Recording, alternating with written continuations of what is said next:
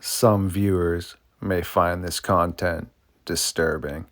Viewer discretion is advised.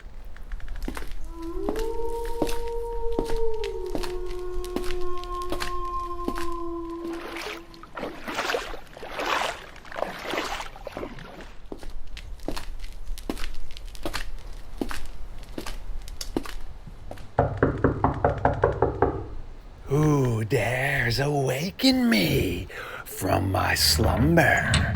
Bigfoot's Barbershop, aka Brian Barber. Yes, it is always great to see you here in the Fox Den tonight, because this means we are setting out on another expedition for Midnight Lycanthropy and Star Fox Radio.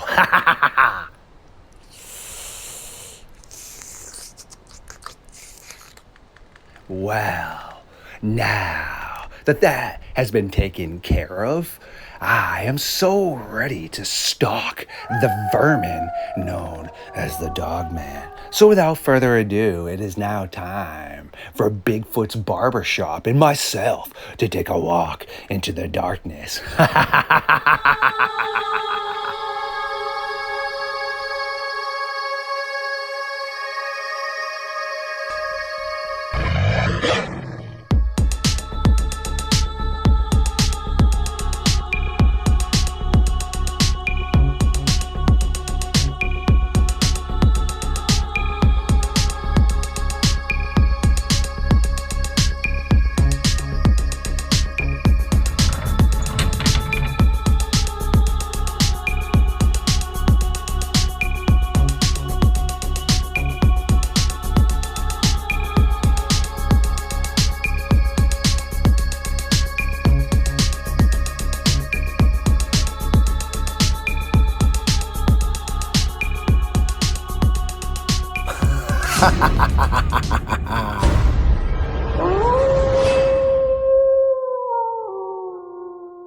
My creatures of the night, yes, welcome back to another episode of Midnight Lycanthropy here on Star Fox Radio. We have Bigfoot's Barbershop, aka Brian Barber, coming to hang out with us again. He stepped it up from a bi-weekly host to a weekly host.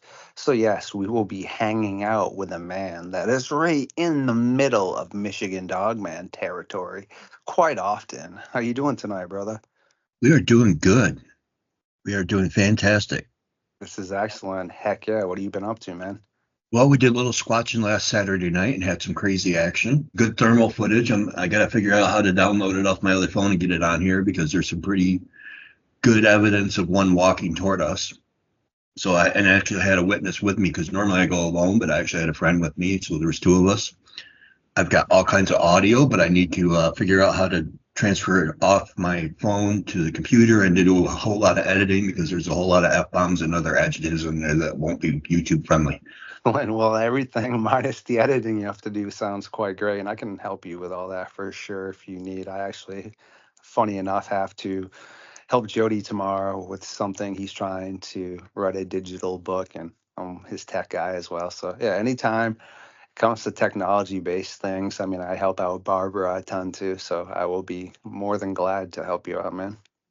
Well, if you wind up taking that on, you are going to get some good laughs because we have known each other 30 years.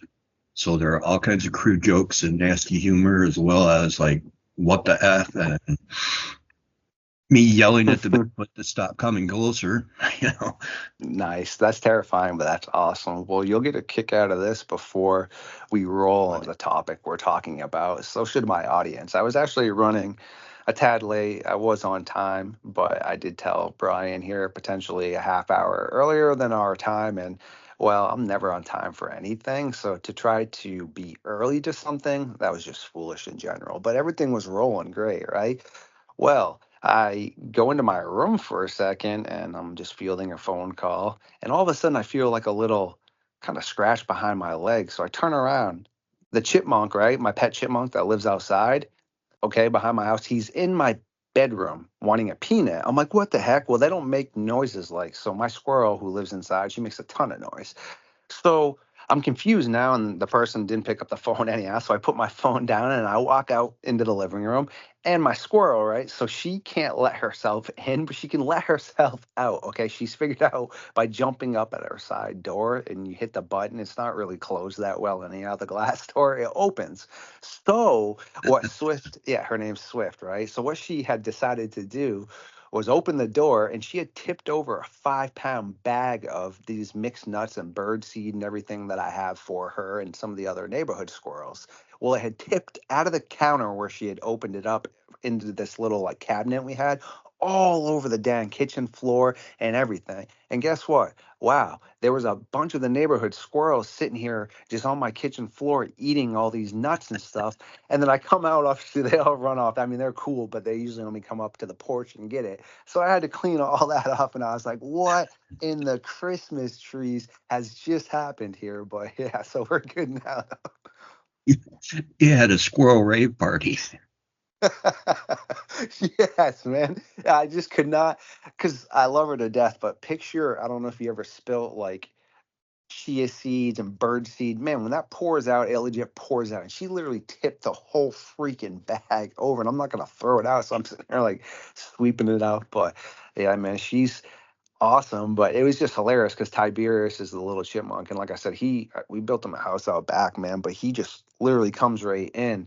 So I guess in theory, technically he was probably like, "Hey, you dink, you closed the door on me, man. Like let me out. It's not like I want to be here behind you, because technically I did, but then when I go to let him out, madness out there." But yeah, so That's hysterical. I can just picture that.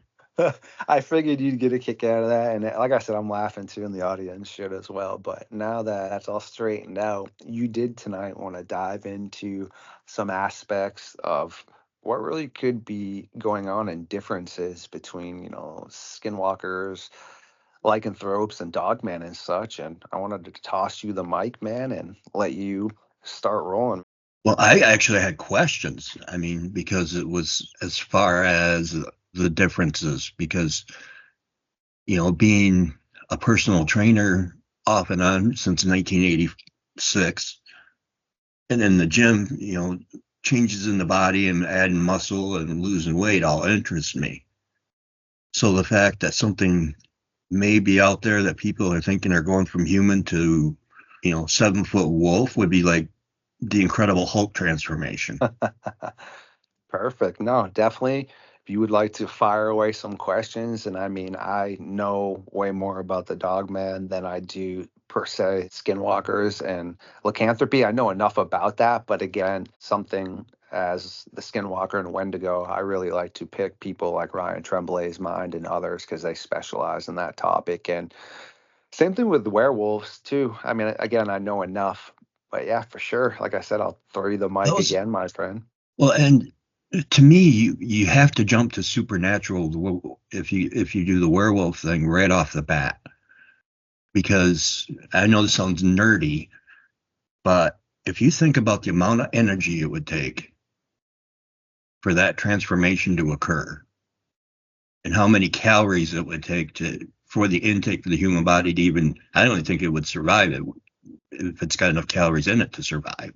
So it's like, how does that happen without being supernatural?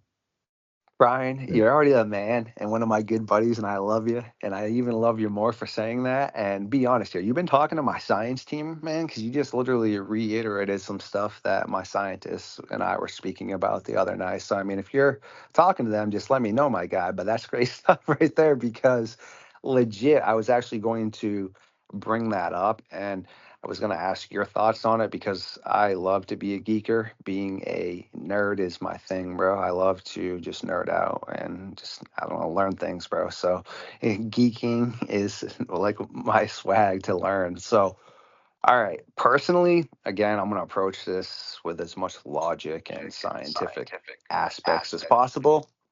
But just think like you were just saying, okay, so werewolves, or yes, in theory, they can still be disposed of. Okay, yes, you need, I guess, certain herbs or weapons, etc., but they can still be disposed of. Okay, which means they are able to either live or no longer exist. Okay, So just think now, like you were just saying, I'm going to really bust out right on the limb, right off the limb here. It's nearly impossible for a human body to withstand that type of transformation.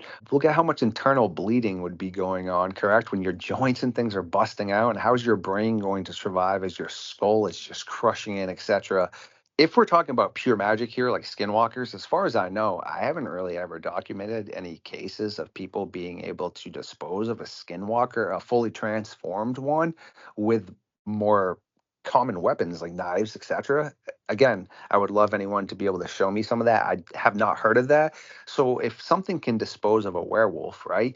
How does it survive that transformation, as you just said, and then still But be able to be disposed of? It just doesn't really fit the logical aspects because of the calorie expenditure, as you said, the fact that you have the blood vessels all breaking. I don't get that. But if you're a skinwalker and you're dealing with magic and witchcraft, sure, like that could definitely make a lot of sense because if you're dealing with magic, right, then you're not going to really necessarily feel something or you can kind of dance around that. That's just my thought. I don't know a whole lot about skinwalkers. I mean, literally just learned about them a couple of years ago on a TV show. So from my limited knowledge, when they transform, isn't it into like a smaller wolf? All right. So It's not the a huge skinwalkers, Dogman werewolf. the thing with the skinwalker, right? Okay. If you especially look at the Navajo lore, because the Navajo's indigenous culture is basically, I would say, more or less the most well-rounded when it comes to the skinwalker and Wendigo topics, and all their meanings and terms for skinwalkers and Wendigos means he or she on all fours or being on all fours. So you have to get the pelt of the animal that you would like to potentially Oh, become and also mold with, and you now are that animal, but you're not turning into a per se werebear. Okay, you would still be the giant grizzly bear, but you would have your human side of being able to still think as a human, yet having the powers and the abilities of the grizzly bear.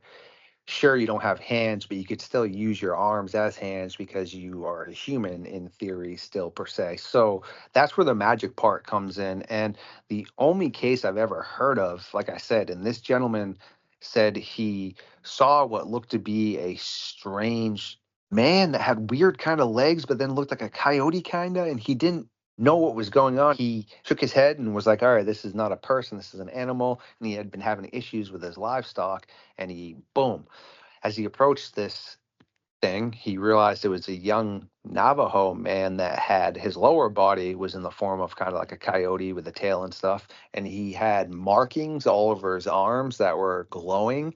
But what I was thinking more or less with that is that skinwalker probably hadn't really perfected the art of his full capabilities to transform yet. So he was still capable of being wounded by something like a gun, meaning he wasn't a magic user yet, which is why he only had half of the transformation down. Because I've heard it really all depends on how good you are or something. Think of a sport, right? I'm a big hockey guy. Okay, well, everyone's a professional hockey player that's made it to the NHL, which means you had to be good enough to get it there. But then you have your elite players in the NHL, correct? Which are a lot different than your average players, all right? And then you have your superstars, which are better than your elite. So more or less what I'm trying to say is you have people that are better at things. So in some of the reports I've heard of, it's no different with like skinwalking. Some people are better at it, which means that their transformation's down better, and some that aren't good at it kind of get stuck in the half forms like that. yeah. See, and that actually seems more feasible to me than, I mean, I know the werewolf has something because those tales have been told for how many hundreds of years. But, the thought of like the Hulk transformation, there's all that mass that's got to come from some. I know what it takes to put on 2 pounds of muscle. I mean, you're looking at a month, let alone to try to do that instantaneously. A couple 100 pounds. That's and then where does that muscle go when they revert at sunrise?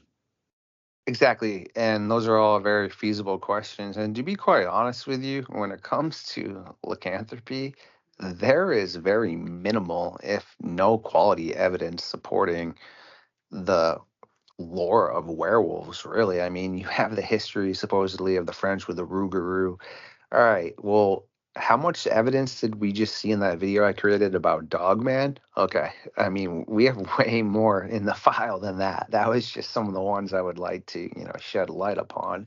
Yet we have literally nothing except for a couple encounters of someone verbally saying that they saw a person putting on some strange cream or ointment. Again, have nothing really supporting werewolves in the aspect of actually shape shifting like that. Not being a skinwalker, just straight up on a full moon transforming, okay? We actually do have a theory though with the shape shifting and the skinwalkers that think with magic and stuff. Again, I don't really subscribe to vampires and this stuff being real, I guess, yet I'm going to use an example of, how they can glamour their victims, correct? In movies, or supposedly they make themselves look prettier than they really are to make the victim feel at ease. So let's just say for a second, if a skinwalker is using the magic, what if they were basically disguising their appearance, meaning making us, the victims, see what they wanted us to see because they're able to distort what we're seeing? What if they're technically not that raging werewolf, but what if they just wanted us to see that? Yeah, like a hypnosis type. Bingo. Definitely seems more realistic, I guess. I hate to use that term when we're in cryptids, but and then when you were talking about the ruby, are most of those at night anyway? So who's to say they're not just being mistaken for dogmen that are running around down there, unless they say they saw them transform? Again, bro, I 100% subscribe to you with that, and I'm not really into 100s all the time, but I personally believe people are just seeing dogmen when they saw the rougarou. Again, sure, they had their term that supposedly this traveled with them, but I think it was just roaming around Louisiana and all these areas like it was before. I mean, I'm sure there's cases of people down there saying they've seen something transform, but again, I deal with things that I can verify, and unfortunately, just because somebody has hearsay or verbally states they saw something transform, unless they can show some sort of evidence to me, I can't document that. I can't put that into something I can show science or my science team. And unfortunately, humans, we are some of the worst witnesses that exist. Meaning, if you were able to understand the terminology of how a fox or a wolf or something communicates, and you were to put them in a situation with us, okay, and then have a human being describe what happened or have the fox or wolf describe what happened, in all honesty, the animal's recollection of the occurrence would be much better. There have been so many studies done of gathering people and asking what color shirt a witness had on that was, say, in a car, hit or run, etc. And it's just crazy how someone could say a green shirt, a red shirt. We're talking about like massively different colors here. It's pretty intriguing. Yeah, we did actually when I took a psych class for my I was working on my social workers degree at the time. And in the psych class, they did a little on the impromptu experiment where they asked on 9/11 who saw the first plane hit. Mm-hmm. And all but 3 people raised their hand on that day. That I got to add that on that day, how many saw the footage of the first plane collide with the building? All but like 3 of us raised our hand. And then he said, well, I hate to tell you this, but all of you were wrong because that footage never came out until the second day. So it was like when during moments of stress, people will try to combine things that have happened. And it's like a flashbulb memory. They see one film instead of how it actually played out. Yes, and you just hit on another topic because Ernie Davio had brought that up in one of our episodes about how there was a psychiatrist that wanted to see if he could implant an idea and how it would happen. And he did, about how supposedly these people were having a dream where this man was coming in to see them. And then all of a sudden he was getting all these reports of these people seeing this person in their dreams, yet he had just made this all up. And recently I watched about how these individuals, to test kind of the same theory, took flashlights for individuals and they put them in this area that had no paranormal history at all, nothing, okay? But they made up this big, huge lore about it to kind of put people on edge already, okay? And then they would give everyone a flashlight, and if somebody felt like they were touched or something, they would turn the light on. Okay. All of a sudden, one person turns the light on, boom, boom, boom, all around them. And all these people just think they were touched by something with a paranormal activity.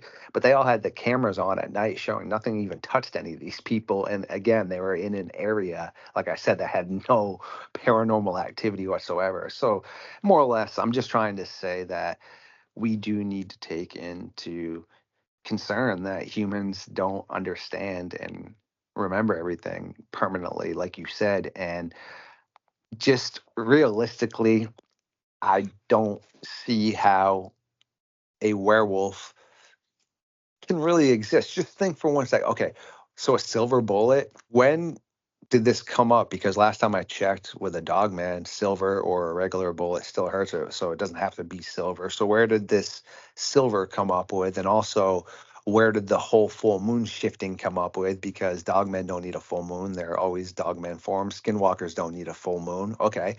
Again, so this beast needs a certain moon, certain time frame. It can be disposed of by a silver bullet, whether it's from just a measly pistol or a full-fledged shotgun. Okay, that doesn't really make logical sense. And again, how is this crazy beast transforming and breaking all of its bones? It's a raging beast. But again, one little piece of silver, so you could just pull out your tiny little pocket knife as this thing's savaging you and basically unalive it. Like, how does that make any logical sense? I feel.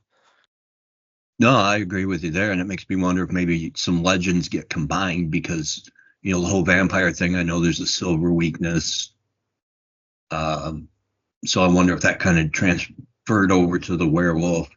And to me, vampires seem to be more like witches, Mm-hmm. Because I mean they did find a grave. Was it Transylvania, I believe, not too far from Vlad's palace, but where they actually found a cage over the grave because it was to keep the vampire from coming back out of the ground.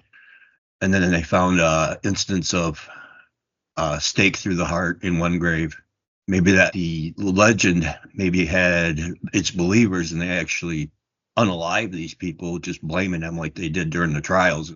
I would definitely agree with a lot of that because at this point in time, too, you got to understand that people, whether we like it or not, didn't really have the best understanding of things, okay? And human beings are always loathing and desperately trying to find the reason of existence and to understand that. So, again, back then, people are still trying to fathom these things. And I've watched numerous documentaries about that. And something would happen in the town because people were filthy, uncleanly, people would get sick, duh. They'd go into the same room without mask or anything, duh. Go back to their house. Yes, guess what? Your family's sick now, duh. But all of a sudden, because of that, it's meaning, oh no, the person that recently got sick first, he or she must be a vampire in their grave. We got to dig them up. They dig up the corpse. The corpse is bloated a little bit because it was freshly buried. There is bodily fluids coming out of the nose and eyes. Yes, this is what occurs. Oh my goodness. See, they were just up feeding people. So then they impale them through the chest. As far as I know, there was, I believe, maybe a few skulls. I can't remember when that were found with bricks in their mouth that did have elongated canines, but also some people have elongated canines. I have pretty elongated canines. Like when I get chomping away on my food, I bite my tongue and my lips all the time. So I'm not saying that those couldn't have been, I guess, some sort of vampire skulls, but every other recollection, like I just explained to you, is pretty much just people just not able to comprehend now, I would say more or less common sense because, yeah, if you are urinating and disposing waste and water that you're drinking or all over your sidewalks and you're walking in it and you're not bathing, sure, that's a cesspool for disease. And back then, that's what occurred a lot. And I just think logically people couldn't grasp this. So they came up with things to make themselves at ease because, sure, still to this day, man, people do. They step outside at night and every crack in the forest and every strange noise has to be something paranormal or unknown. No, I mean, noises are made, okay? So now back then when people hadn't had a chance to document owls and animals. They would hear these noises and be like, oh no, that must be the Wendigo or the werewolf out there coming to get us. Now, erase all that though. You have all these indigenous cultures that did really understand the wilderness a ton, reporting seeing these dogmen like creatures and such. So I do believe there's something there with that. But as far as I know, the indigenous culture spoke of skinwalkers, but they don't speak of werewolves. Correct me if I'm wrong. And same thing to the audience. Please definitely update me if you can. But as far as I know, I don't think any indigenous culture speaks of werewolves. They speak of skinwalkers, dogmen, and Sasquatch, but not werewolves. Yeah, I think you're right on that. At least to mine. I think Ryan would probably be the guy for that one. Yes, I'd agree. I mean, it's fascinating how much we need to explain things. Look at mythology. You even got Anubis running around for maybe a representation of Dogman, but a clap of thunder all of a sudden belongs to some guy who's up in the stars banging away on an anvil with a hammer that he can throw and comes back to him. That actually made me think. Same thing with the Egyptians and the Greeks and the Romans. They documented the dog people, the Cynocephali, King Lycan, yes, Anubis. But again, I don't think those cultures documented werewolves, as far as I know. Again, please, if anyone can update me and show me any of that, I don't think they speak of actual werewolf transformations. As nerdy as it sounds, like in Dungeons and Dragons, which was heavily on a lot of mythology, you had your Norse Greek and all of that involved in the game. They don't speak of transformations too much. It just is. Even the Medusa wasn't really a one part snakes on her head and human part snake, but that was about it. It wasn't like she transformed back into human from time to time. Exactly. So that's what I was more or less saying. If it was a curse bestowed upon you, kind of like with King Lycan, say per se, he never went back to human, like you said. Okay, he was in that form. Medusa was in that form, etc. So I just try to really be as realistic as possible about the topic. Okay, and I do know, like I said, about the Dogman and all that stuff, heavily documented, and same thing with skinwalkers. But it's just really hard to find merit on the topic of actual lycanthropy, okay, and werewolves itself. That really seems to be more of a medieval time kind of creation and also more of a Hollywood narrative in my eyes, I guess. Like just a spin-off of the Dogman, because as far as I know, every encounter we've ever documented, the Dogman does not take on human form. That is skinwalkers right there, and that's pretty much it. Yeah, Underworld seems to have really kicked off the whole werewolf thing again with people sightings and transforming when the Dogman my grandpa saw was basically like the muscle bound guy in Underworld, the big black wolf head with the big almost like lion's mane coming off him. It didn't transform. It was one shape the whole night. Exactly. And not saying, again, that I am incorrect or you're incorrect or vice versa. I'm just stating pretty much from my research, more or less, what I've been able to gather. And it just seems like werewolves are more of the lore of an actual event, kind of more or less. Maybe them trying to understand Dogman and putting the spin on it that it must be a person that's transforming, etc. And anything that's nocturnal is going to be out at night. So there's it's out at night, and full moons. I mean, it's a proven fact. Animals are more active predators and such on full moons, howling. So yeah, I mean, sure, if you saw that on a full moon, and I could just easily see how people would put a spin on that. Is pretty much what I'm saying. Yeah, and when you go to full moon, if you think about it, when's going to be the easiest time to see a Dogman? Yes, when everything's illuminated. So new moon's not going to work too well, but a full moon. Yeah, and it's just, I don't know. Like I said, it's really interesting. I definitely dive way more into the Dogman stuff, but werewolves and things have always been part of what's going on. But even when I've read Linda Godfrey's books, and again, the Beast of Bray Road all seems to be the physical stuff, and the werewolf type stuff is just really seems to be like a ton of medieval times. I mean, even the people that supposedly were convicted of lycanthropy, okay, they supposedly were found naked with a wolf's skin wrapped around them. That's all hearsay. No one can verify if they were or not. They can verify that they were unalived for supposedly being a werewolf. But again, when you're under torture, you're going to say anything you are inclined to say to stop what's being done to you. Okay. So, yeah, if you were maybe a little messed up and running around naked through the woods, etc., whatever, and people then tortured you and wanted you to admit to being a werewolf, I mean, come on now, people. Like, how long is it going to take a human being to start saying anything in the world to stop from being set on fire, correct? Yeah, exactly. Or the rack or something like that. Or where they put the stones on your chest, It's not going to take Well, long.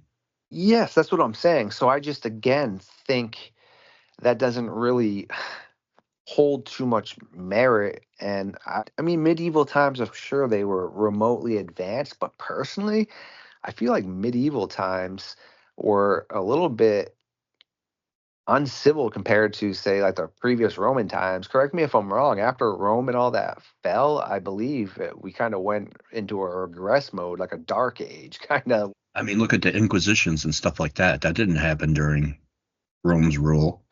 Yeah, exactly. So we kind of went back to a more I shouldn't say uncivilized, but compared to what we were. So if you look at, like, say, the Egyptians, the Romans, the Greeks, they just really, I guess, had a pretty good understanding as to what occurred around them and documenting things. And we know the indigenous cultures and the Native Americans across the world were really good at that as well. But it just seems like when we get to the medieval times, that's when we start having like the werewolf, the witch trials, the belief in all these crazy things. And it's almost like everyone just regressed in intellectual aspects and went off the deep end. Yeah, it was almost, when you talk about it and think about it, it's almost like a primal time. He who with the biggest arms and the biggest bat wins. Yes, we went from being more, I don't know. I mean, the Greeks and Romans were all messed up. I'm not saying they weren't messed up, but they had writing, they had electricity, they had, Yeah. yes, cleanliness. And then all of a sudden we turn into this, yeah, Neanderthalish time frame again. I mean, Romans were brutal, but like you said, at the same time, they had science behind it. For some reason, during the Middle Ages, it's like the science got totally left behind. I mean, look at all the people that had to work in private for science. I sound like a complete moron because I can't remember who figured it out that the Earth revolves around the sun, not the other way around. He had to work in quiet and agreed with the church not to release his findings.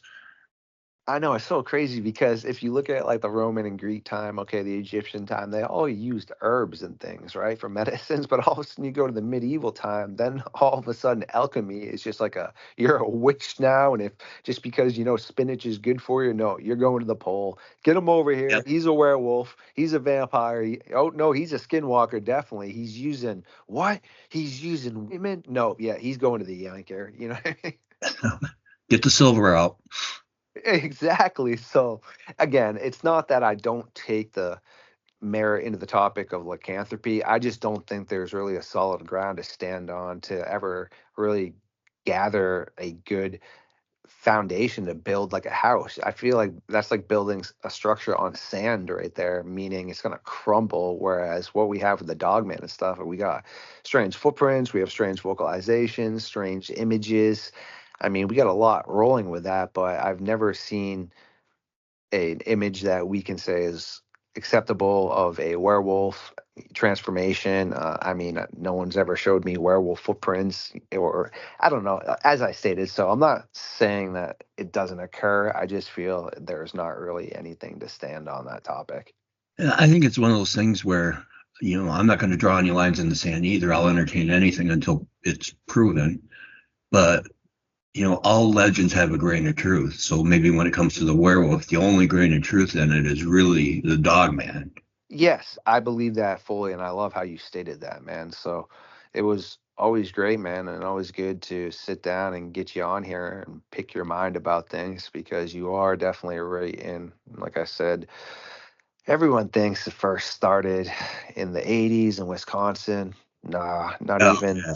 not even with the Steve Cook song. It goes way, way back in Michigan, okay? But yeah, Brian's right in the heart of that area. So I do look forward to our next collaboration, man. And if you do find any information relating to the Dogman, definitely make sure to send it my way for sure. Absolutely. My pleasure.